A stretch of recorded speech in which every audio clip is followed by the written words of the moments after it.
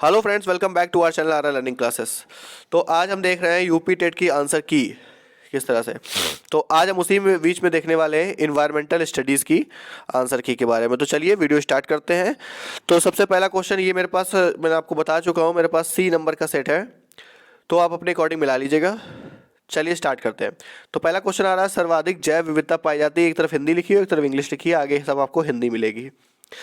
सर्वाधिक जैव विविधता पाई जाती है तो कहाँ पर पाई जाती है, कौन सी घाटी में? तो ये हो जाएगा आंसर आपका शांत घाटी में। ये मैंने अपने अकॉर्डिंग देखिए सब आंसर निकाले हैं, आप एक बार इसको चेक कर लीजिएगा।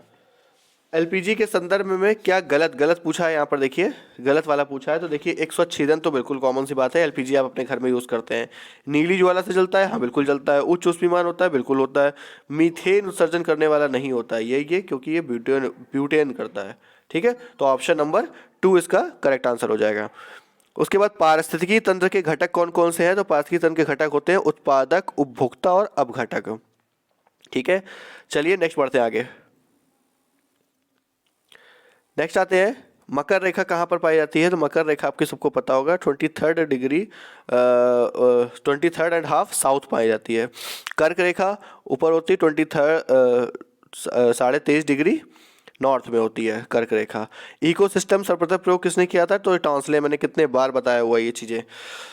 निम्न में से कहाँ आर्सेनिक द्वारा जल प्रदूषण होता है? तो जल प्रदूषण सबसे ज़्यादा आर्सेनिक के द्वारा कहाँ पर होता है? तो ये बंगाल में होता है। ठीक है, चलिए नेक्स्ट बढ़ते हैं आगे। आगे आते हैं, भारत के पश्चिमी घाट के दक्कन शुष्क हैं क्योंकि क्योंकि क्या प्रभाव पड़ता है? तो ये प्रभाव पड़ता है रेन शेडो प्रभाव पड़ता है इसलिए। वन्य जीव सुरक्षा अधिनियम कब आया था? 1972 में आया था। इसके एक साल बाद टाइगर वाला आया था 1973 में। वायुमंडल की ऊपरी सीमा पर प्रति इकाई क्षेत्र में प्राप्तांक होने वाले सौर विकिरण, देखिए इसको आप यहाँ से भी निकाल सकते हैं, यहाँ पर सौर लिखा हुआ था, यहाँ सौर स्थिरांक के रूप में निकाल सकते हैं। किस देश के संविधान से अगर आपने मेरा पॉलिटी के वीडियो देखे हैं तो उसमें आपको ये आराम से मिल जाएगा किस देश के संविधान से मौलिक कर्तव्य लिया गया है। तो यूएसएसआर से लिया गया है, यानी कि आज के टाइम पर वो रूस। ठीक है, चलिए। घास भूमि क्षेत्र के परितंत्र के खाद्य श्रृंखला में सबसे उच्चतम स्तर का उपभोक्ता, तो ये कौन होता है? तो ये होता है शाकाहारी। वायुमंडल का प्रमुख स्तर जो पृथ्वी के सबसे पास में है, पृथ्वी के सबसे पास, तो भाई सबसे पहले ये होता है क्षोभ मंडल, फिर क्षोभ मंडल, फिर समताप मंडल, फिर मध्य मंडल, फिर आयन मंडल और लास्ट में बहिर्मंडल। ये इस तरह से ऐसे ऐसे ऐसे होता है ऊपर तक। ठीक है, चलिए। भारतीय संसद द्वारा जैव विविधता अधिनियम कब पारित किया गया? तो ये 11 दिसंबर 2002 को पारित किया गया। कौन सी कृषि करने की प्रक्रिया पर्यावरण संरक्षण में सहायक है? तो ये हो जाएगा शिफ्टिंग खेती। उसके बाद अम्लीय वर्षा, सल्फ्यूरिक एसिड, कॉमन बात है, साइंस का बहुत ही पुराना क्वेश्चन और घिसा पिटा क्वेश्चन ही है। WWF, ये WWF वो वाली WWF नहीं है, ये होता है वर्ल्ड वाइल्ड लाइफ फंड, इसका फुल फॉर्म होता है।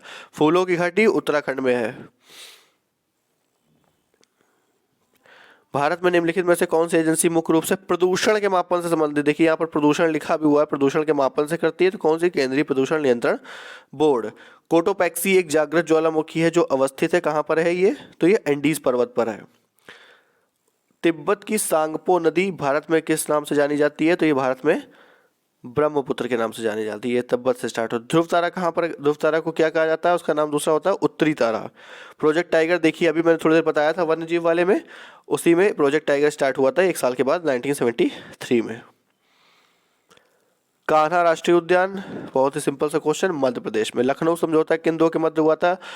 तो ये कांग्रेस और मुस्लिम लीग के मध्य हुआ था।